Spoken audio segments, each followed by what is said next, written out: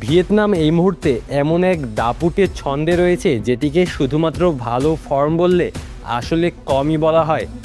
টানা 11 ম্যাচে 11 জয় তাদের আত্মবিশ্বাস, পরিকল্পনা এবং ধারাবাহিকতার সবচেয়ে বড় প্রমাণ।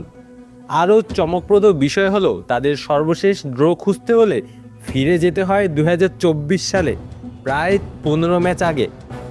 অর্থাৎ দীর্ঘ সময় ধরে তারা শুধু অপরাজিতই নয়, পয়েন্ট ভাগাভাগির ঘটনাও খুবই বিরল।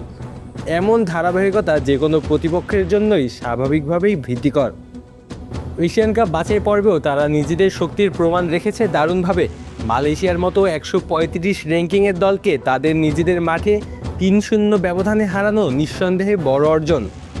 একইভাবে যে নেপালের বিপক্ষে বাংলাদেশ ঘরের মাঠে ড্র করেছে, সেই নেপালকেই ভিয়েতনাম 3-1 ব্যবধানে অনায়াসে হারিয়েছে।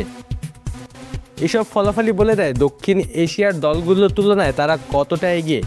শুধু সিনিয়র দল নয়, বয়সভিত্তিক পর্যায়েও ভিয়েতনামের ধারাবাহিকতা চোখে পড়ার মতো। তাদের বয়সভিত্তিক দলগুলো নিয়মিত এশিয়ান কাপে অংশ নেয়, আন্তর্জাতিক ম্যাচ খেলে অভিজ্ঞতা সঞ্চয় করে এবং ধাপে ধাপে জাতীয় দলে উঠে আসে।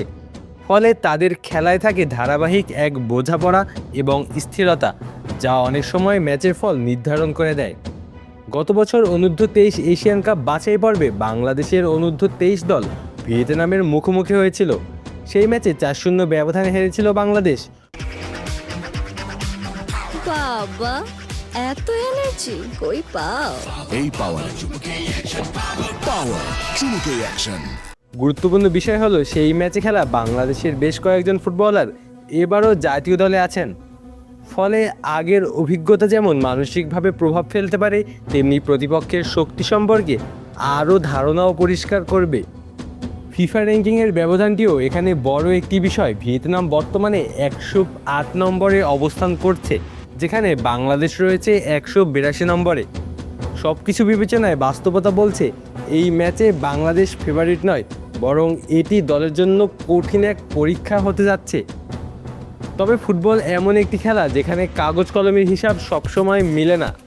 যদি ক্যাবরেরার দল কোনোভাবে এই ম্যাচ থেকে একটি ড্র আদায় করতে পারে, সেটি নিঃসন্দেহে বড় অর্জন হিসেবেই বিবেচিত হবে। এমন একটি ফলাফল দলের আত্মবিশ্বাস বাড়াবে এবং সামনে সিঙ্গাপুরের বিপক্ষে ম্যাচের জন্য ইতিবাচক বার্তা দেবে।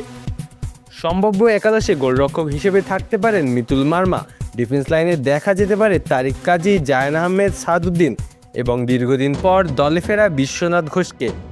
মাঝমাঠে হামজা দেওয়ান চৌধুরী হতে পারেন প্রধান ভরসা, তার সঙ্গে থাকতে পারেন সমিত সোম, মোহাম্মদ হৃদয় এবং সোহেল রানা। আক্রমণ ভাগে দেখা যেতে পারে শেখ মোরসালিনকে, যিনি আগের ম্যাচে ভারতের বিপক্ষে জয়সূচক গোল করেছিলেন। তার সঙ্গে থাকতে পারেন ফয়সাল আহমেদ ফাহিম এবং ফাহমিদুল ইসলাম।